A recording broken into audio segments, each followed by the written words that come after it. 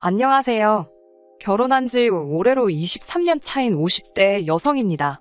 이날 이때까지 어디서 제대로 제 이야기를 해본 적이 없어서 어디서부터 어떻게 시작해야 할지 모르겠지만 두서가 없더라도 들어주시길 바랍니다.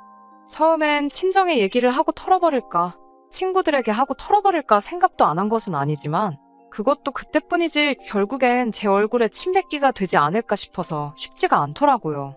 그래도 다행인 건 남편만큼은 제 편이고 저를 이해해준다는 거예요. 하지만 역시나 살아온 지난날들에 회의감이 든다고 해야 할지 제 마음을 저도 한마디로 딱 정의 내리기 어려울 만큼 복잡하고 어렵다 싶습니다. 남편하고는 오래전 직장 생활을 하다 만났습니다.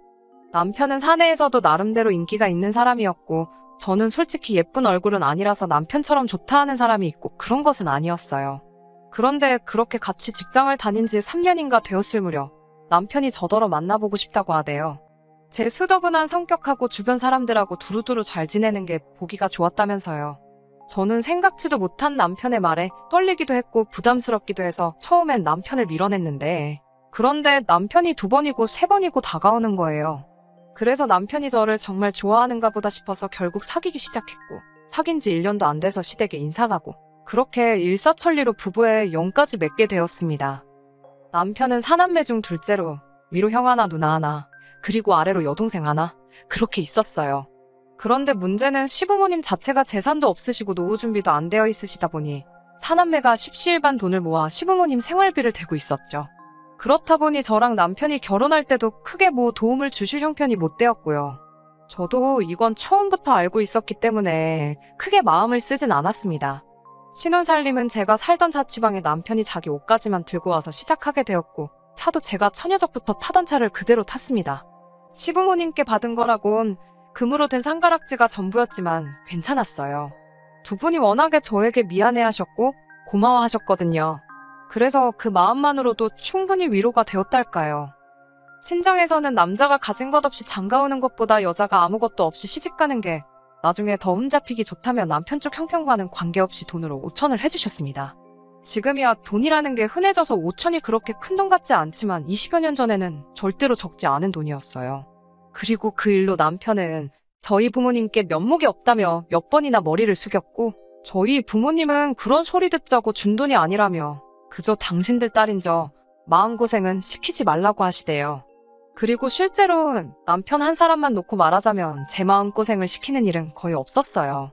술도 안 하지 담배도 안 피지 다른 여자에는 관심도 없지 오로지 일과 가정밖에 모르는 사람이었습니다. 하지만 그럼에도 불구하고 남편과 제 사이에서 큰 소리가 나는 경우가 종종 있었는데 그건 상황 자체가 시댁과 관련이 되어 있을 때였어요. 특히나 시부모님이 돌아가신 이후로는 일이 더 복잡해졌지요. 처음에 아버님이 돌아가셨을 때였습니다. 아버님은 매년 의례껏 하시던 건강검진에서 생각지도 못한 간암 판정을 받으시고 이후로 병세가 급격히 악화되어 6개월 만에 돌아가셨거든요. 그런데 그 6개월 동안 솔직히 자식이 많다고 해서 좋은 것도 아니라는 걸 제가 제 눈으로 똑똑히 보고 뼈저리게 깨달았습니다. 아들, 딸의 사위 며느리까지 하면 8이나 되었는데 누구 하나 선뜻 아버님을 모시고 병원에 가겠다 하는 사람이 없었으니까요. 그리고 부끄러운 이야기지만 저희 남편도 마찬가지였습니다. 물론 제 남편인 만큼 대변을 해보자면 그 시기에 남편이 다니던 회사가 상황이 좋지가 못했어요. 당사자의 의사와는 관계없이 회사에서 대규모 구조조정이 단행되기도 했고요. 저는 진작에 애들 육아로 인해 회사를 관두고 전업주부를 하고 있던 상황이었으니 한마디로 저희 애들까지 해서 3사람이 남편 하나만 바라보고 있던 상황이었지요. 그래서 남편은 휴가니 뭐니 그런 것들로 괜히 눈에 띄고 싶지 않다고 했고 그리고 저는 남편이 벌어다주는 돈으로 생활을 꾸리는 사람으로서 그런 남편에게 자식이 돼서는 어떻게 그럴 수 있니 엄니를 따지며 한마디로 자식된 도리를 하라는 그런 잣대를 들이댈 입장이 못 되었달까요. 그리고 사정이 그렇다 보니 남편의 형, 그러니까 아주버님네도 이해가 안 가는 것은 아니었습니다. 일단 아주버님네 경우 형님이 애를 데리고 해외에서 지내고 있었고 아주버님은 기러기 아빠였는데 기러기 아빠한테 솔직히 뭘 제가 기대했겠어요? 그렇다고 하나 있는 아들 공부 좀 시켜보겠다고 나간 형님더러 제가 뭐라고 들어와라 마라 할 상황도 못 되었고요. 그리고 그런 의미로 시동생에게도 기대치가 없었습니다. 시동생도 저희 남편처럼 외벌이의 직장 생활을 하고 있었으니 본인은 바빠서 못한대지 그러면 시동생 대신 동서라도 좀 도와주면 겠는데 동서는 뭐 가타부타 말이었고 그리고 동서한테 뭐라고 해도 시동생이 해야 하는 거지 제가 나설 자리는 아니잖아요. 그래서 뭐 말을 못했죠. 그리고 솔직히 신우는 남편보다 2살이 많았는데 당시 저희 첫째랑 비슷한 나이대에 아들을 키우고 있었어요. 그리고 하는 말이 애는 엄마가 키워야 하지 않겠냐면서 자기는 애를 키워야 돼서 병간호는 못한다고 하는 거예요. 솔직히 그 이야기를 들었을 땐 한마디로 황당 그 자체였습니다.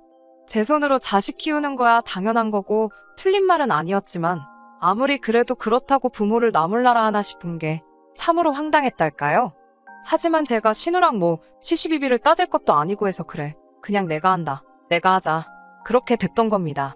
제가 유별나게 착해서도 아니고 희생정신이 강해서도 아니었네요. 말 그대로 아버님이 그래도 저를 애틋해 하셨고 저희 애들도 예뻐해 주셨고 그리고 그걸 떠나서라도 인간 대 인간으로 자식들이 나몰라라 하는 상황을 아시게 될까봐 그게 마음이 쓰였거든요. 그래서 그냥 제 스스로 후회 남지 않을 만큼만 하자는 생각으로 아버님을 챙겨드렸습니다. 하지만 제 정성이 부족했던 건지 결국 반년 만에 돌아가시대요.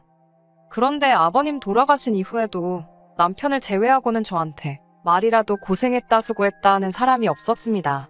그저 그 와중에 자기 앞으로 뭐 콩고물이라도 떨어질까 그 생각만 하는 눈치들이었어요. 뿐만 아니라 정작 어머님이 제사 이야기를 꺼내자 또 다시 약속이라도 한 듯이 조용해지는 걸 보고 있자니 정말 질리대요. 그래서 제가 하겠다 했습니다. 그거 뭐 매달 지내는 것도 아니고 1년에 몇 번이나 되나 싶어서 덕 쌓는다 생각하고 제가 하겠다 했어요. 다시 한번 말하지만 제가 유별나게 착해서도 아니고 저도 나름대로 바라는 게 있어서 한 거예요. 아버님이 어디선가 저희 가족을 지켜주시겠지 하는 뭐 그런 걸 바랬달까요. 그리고 그렇게 흐른 세월이 자그만치 10년이 훌쩍 넘었습니다.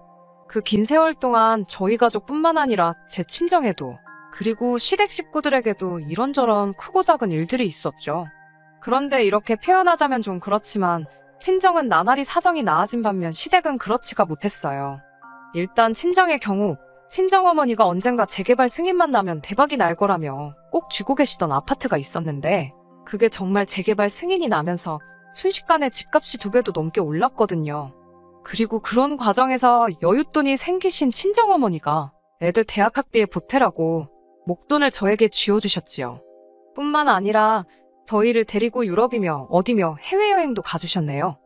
솔직히 저희도 먹고 살기가 아주 빠듯한 것은 아니었지만 그렇다고 여유가 있는 편도 아니다 보니 남들 다 가는 해외여행도 2번인가 밖에 가본 적이 없었는데 친정어머니 덕에 애들도 세상 구경하고 저희 부부도 좋은 추억도 만들고 그리고 말씀하시길 친정부모님 2분 다 돌아가시면 이 재산은 다 제 것이지 않냐며 저더러 너무 아둥바둥 살지 말라고 하시는 거예요. 저 정말 맹세컨대 그 재산이 제 것이라 생각한 적 없습니다만 그래도 그 말씀이 힘이 되는 건 사실이었어요. 그런데 반면에 시댁은 아버님이 돌아가신 이후로 어쨌든 사남매의 사이가 그렇게 좋지는 않았던 게 사실이에요. 일단은 앞서 말씀드린 대로 재산 문제로 서로 할 말 못할 말이 오고 가버렸으니까요. 그러다 몇 년 후에는 어머님이 교통사고를 당하셨는데 그때도 누구 하나 나서는 사람이 없었습니다. 심지어 그때는 아버님 때와는 달리 손자 손녀들도 제법 어른 티를 내던 때였는데 말이죠. 그래서 결국 또 제가 하게 되었습니다.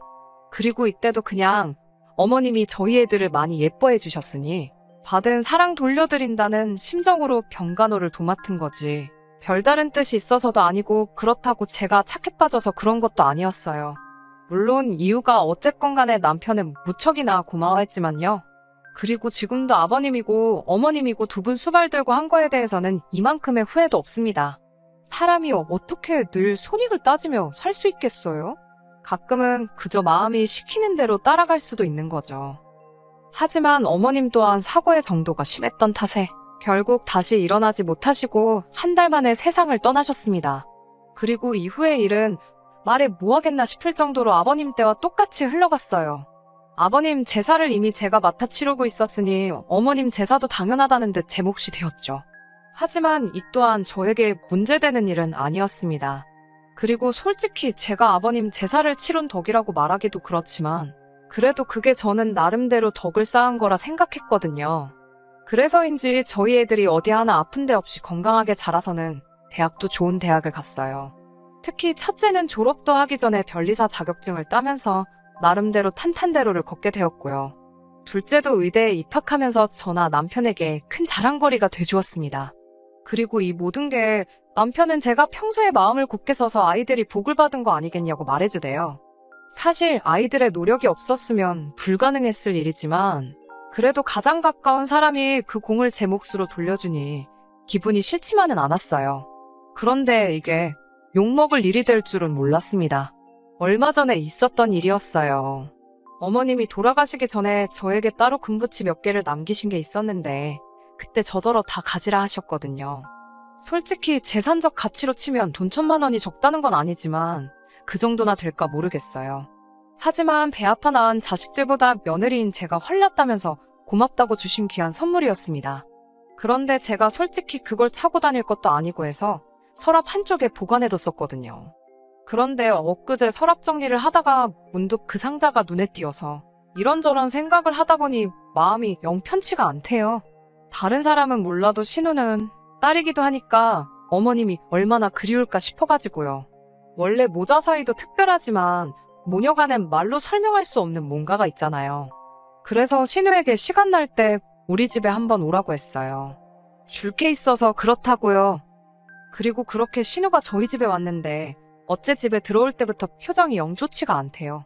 그래서 왜 그러나 하고 생각을 해보니까 저희가 얼마 전에 좀 큰 평수로 이사를 했거든요. 그리고 집들이는 따로 하지 않았다 보니 신우가 이사한 저희 집엔 처음 와본 상황이었고요. 신우는 이리저리 눈을 굴리며 저희 집을 둘러보더니 잘해놓고 사네 하면서 콧방귀를 뀌었습니다. 그리고 그런 신우의 반응을 보고 있으니 난감하기도 했고 민망하기도 했고 그래서 그냥 멋쩍은 듯 웃어 보였어요. 그리고 이윽고 남편과 저 그리고 신우네외가 자리에 둘러앉아 이런저런 이야기를 나누게 되었습니다. 저는 어머님이 남기신 것들에 대해서 언제쯤 얘기를 꺼내야 하나 싶어서 기회만 엿보고 있었고요. 혹시나 이상하게 오해를 하진 않을까 싶어서 말을 꺼내기가 조심스러웠으니까요. 그런데 그때 신우가 먼저 저한테 자기가 할 말이 있답니다. 그래서 해보라니까 자기 아들 소식은 들었냐는 거예요. 사실 시조카가 그래도 어떻게 고등학교까지는 마쳤다는 이야기를 들었습니다. 그런데 이후로 대학도 안 가고 그렇다고 자기가 뭘 배우려고 하는 그런 의지도 없고 그러다가 어디 술집에서 만난 여자를 임신을 시켰다는 이야기를 들었어요.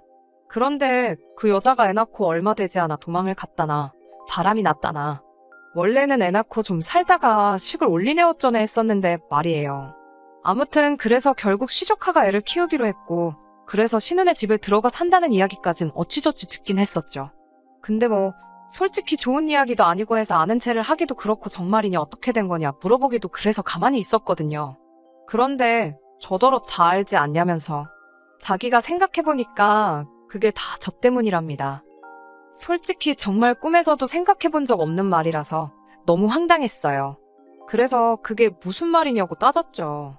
그랬더니 저희 첫째나 자기네 애나 고만고만한 나이인데 저희 애들 챙길 때 자기 애는 생각 안 나더냐는 거예요. 황당했죠. 아니 잊고 산 건 아니지만 그렇다고 제가 뭐 한다고 매일같이 시조카 생각을 했겠어요. 그리고 제가 순간 말문이 막혀서 제대로 말을 잇지 못하니 신우는 이때다 싶었나 봅니다. 저희 친정이 먹고 살만한 것도 알고 있었고 그래서 맞벌이도 아닌데도 돈 걱정 없이 살지 않았냐며 참으로 매정하다며 남편하고 저더러니들은 삼촌도 아니고 숙모도 아니라며 그 못돼 처먹은 신보가 저희 애들 앞길 망칠 거라는 거예요. 아니 다들 나몰라라 하는 시부모님 병수발의 제사까지 군말 않고 챙겼으면 말이라도 고맙다는 소리는 못할 망정 헛소리는 하지 말아야 하는 거 아닌가요? 결국 남편이 먼저 신우더러 말 같지도 않은 소리를 한다고 소리를 질렀습니다. 저도 신우더러 그딴 소리나 할 거면 내 집에서 나가라고 했고요. 그러자 신우랑 시매부도 저희더러 그렇게 살지 말라면서 삿대질을 하는데 원래 남이 자식한테 악담하는 거 아니라지만 부모가 저 지경이니 아들이 그따위로 걷지 싶은 거예요. 그래서 이럴 시간에 가서 네 자식 단속이나 잘하라고 했습니다. 뭘 보고 컸는지 알만하다고요. 그랬더니 신우가 자기 쓰러질 것 같다며 아주 혼절하는 신용을 내는데 가짜나서 원. 그리고 이웃에서 신고를 한 건지 얼마 후에 경찰이 왔습니다. 제가 전후 상황 설명을 하니까 일단은 어쨌든 제 집이니 신우랑 심해부더러 나가야 된다며 끌고 나가대요. 그리고는 뭐 그렇게 그쪽이랑은 완전히 끝장을 본 거죠. 솔직히 지금도 이렇게 쓰면서 어이가 없어요. 남한테 피해 끼치지 않으려고 늘 조심하며 지냈고 손해를 조금 보는 일이 있더라도 착하게 살면 복이 온다는 그 말 하나는 정말 믿었는데 이렇게 모욕적인 일을 겪게 되다니 참으로 씁쓸합니다. 남편은 그날 이후로 저에게 미안해서 고개를 못 들겠다며 속상해하는데 그런 주눅든 남편의 모습도 참으로 보기가 괴로워요. 제가 정말 시조카 앞날을 망친 걸까요? 아니 살다 자기 자식 잘못됐다고 외삼촌 외숙모를 탓하는 사람들은 처음 봅니다. 전에는 망나니 같은 시조카 때문에 신우가 고생이다 싶었는데 이제는 저런 부모 밑에서 자라서 망나니가 됐구나 싶어서 시조카가 불쌍하네요.